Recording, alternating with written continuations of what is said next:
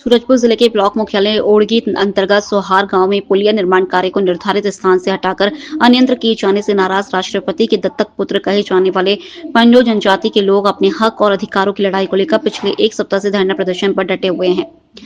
अभी तो लड़ाई है, आगे और लड़ाई है, अभी तो लड़ाई है।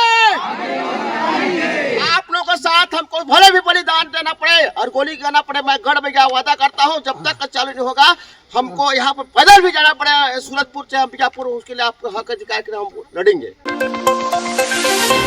एमसीबी जिले के जनपद पंचायत खड़गवा अंतर्गत ग्राम पंचायत कोड़ांगी के उरांव पाना में मुख्यमंत्री समग्र विकास योजना के तहत लगभग 10 लाख रुपए की लागत से बनी सीसी सड़क महज 8 महीने में ही उखड़ गई है। सड़क निर्माण में घटिया और गुणवत्ता विहीन सामग्री का उपयोग किया गया, लेकिन संबंधित विभाग ने ना तो ठेकेदार पर कोई कार्रवाई की और ना ही निर्माण गुणवत्ता पर ध्यान दिया। उसका नतीजा यह रहा कि सड़क कुछ ही महीनों में क्षतिग्रस्त हो गई। हैरानी की बात यह है कि बिना स्थल सत्यापन किए ही संबंधित अधिकारी ठेकेदार को भुगतान की तैयारी कर चुके हैं।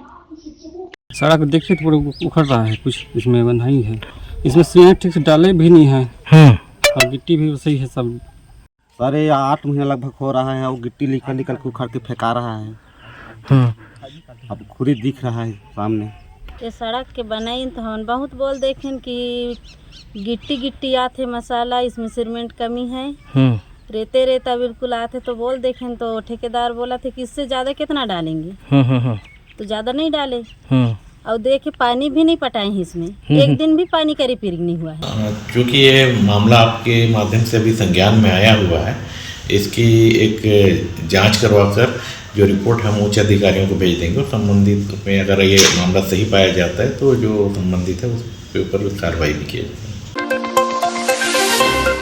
मंत्री विष्णुदेव साय ने आज मंत्रालय महानदी भवन में आयोजित समारोह में बस्तर ओलंपिक तर्ज पर होने वाली सरगुजा ओलंपिक के प्रतीक चिन्ह और शुभंकर गजरू का अनावरण किया। इस अवसर पर उन्होंने कहा कि सरगुजा ओलंपिक से क्षेत्र की खेल प्रतिभाओं को अपनी क्षमता दिखाने का सशक्त मंच मिलेगा। मुख्यमंत्री ने 12 लाख विधाओं में लगभग 3,50,000 खिलाड़ियों के पंजीयन पर प्रसन्नता जताते हुए कहा कि यह सरगुजा अंचल के युवाओं की उत्साह और खेल के प्रति समर्पण को दर्शाता है। राजधानी रायपुर के तलदा नेवरा क्षेत्र में रायपुर ग्रामीण पुलिस ने नशे के कारोबार पर बड़ी कार्रवाई करते हुए एक महिला गांजा तस्कर को गिरफ्तार किया है।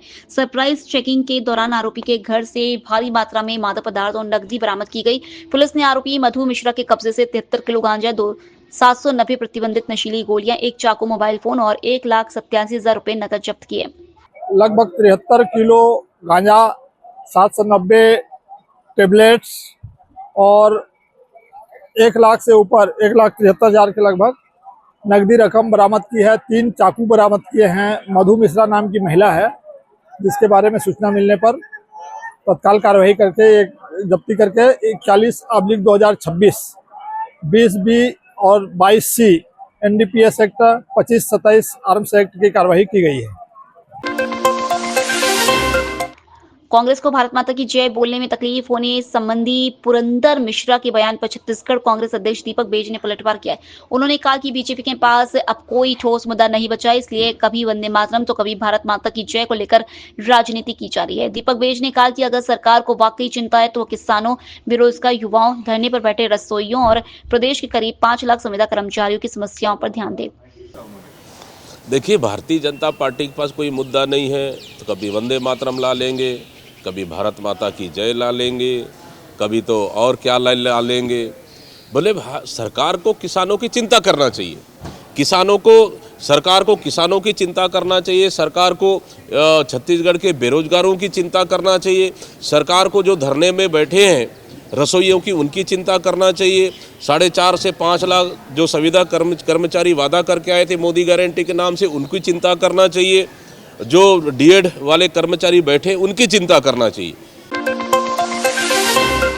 कवर्धा एसपी द्वारा राज्य सरकार पर लगाए गए भेदभाव के आरोपों पर छत्तीसगढ़ कांग्रेस अध्यक्ष दीपक बेज ने कहा कि ये बयान सरकार के लिए गंभीरता से सोचने का विषय है। उन्होंने आरोप लगाया कि आरक्षण और पदोन्नति को लेकर सरकार SC/SC वर्ग के साथ भेदभाव कर रही है, जो बेहद चिंताजनक स्थिति है। दीपक बेज ने कहा कि संबंधित अधिकारी ने अपनी पीड़ा और भावनाएं देश की जनता के सामने रखी है, जिसे नजरअंदाज नहीं किया जा सकता। कवर्धा एसपी का जो बयान वास्तव में सरकार के लिए एक सोचने का विषय है, क्योंकि कहीं न कहीं आरक्षण और प्रमोशन को लेकर, खासकर ST/SC के लिए ये सरकार कहीं ना कहीं भेदभाव कर रही है और उसी को उन्होंने कहा है। ये चिंताजनक है और सरकार कहीं ना कहीं इस तरह के दुर्व्यवहार कर रही है, जो कि एक अधिकारी ने अपनी भावनाओं को प्रकट किया और प्रदेश की जनता के सामने रखा है। ये बिल्कुल अक्षरशः ये सही है। धान खरीदी और मनरेगा को लेकर 30 जनवरी को होने वाले कांग्रेस के प्रदर्शन पर छत्तीसगढ़ कांग्रेस अध्यक्ष दीपक बैज ने कहा कि कांग्रेस पार्टी किसानों के साथ मजबूती से खड़ी है। उन्होंने कहा कि लगातार सड़कों पर चक्का जाम हो रहे हैं और बीते 25 वर्षों में पहली बार किसान इतनी गंभीर चिंता में है, लेकिन सरकार को उनकी मेहनत पर भरोसा नहीं है। दीपक बैज ने कहा कि 30 जनवरी को कांग्रेस किसानों के समर्थन में सांकेतिक धरना प्रदर्शन करेगी। उन्होंने तंज कसते हुए कहा कि पुरंदर मिश्रा रायपुर से बाहर निकलकर किसानों के हालात देखें, किसानों पर ध्यान देते तो ऐसे बयान नहीं देते। इस समय हालात पूरे प्रदेश में, कांग्रेस पार्टी तो किसानों के साथ खड़ी है, लड़ाई लड़ रही है, साथ ही किसान भी सौपुर्द आकर इस सरकार के वादा खिलाफ में, किसानों की धान नहीं खरीदने खिलाफ में सड़कें चक्का जाम, खुद धान को लेकर 25 साल में पहली बार ये हालत पैदा हुआ है कि किसान चिंतित है कि किसानों के घर में धान को देखने जा रहे हैं, उनके खेत को देखने जा रहे हैं। मतलब सरकार को किसानों की मेहनत पे, उनके उत्पादन पे भरोसा नहीं है। ये स्थिति हालात पैदा हुई है। इसको लेकर कल मनरेगा बचाओ संग्राम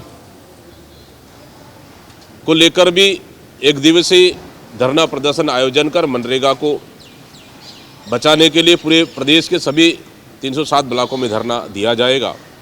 इसके साथ ही उसके बाद कल किसानों के पक्ष में उनके टोकन और धान खरीदी को लेकर भी कांग्रेस पार्टी सांकेतिक रूप से धरना प्रदर्शन कर किसानों का टोकन और जितने भी पंजीयन हुआ है, टोकन कटा है, सबका धान खरीदा जाए और खरीदी का डेट आगे बढ़ाया जाए। इस मांग को लेकर कल धरना प्रदर्शन करेंगे।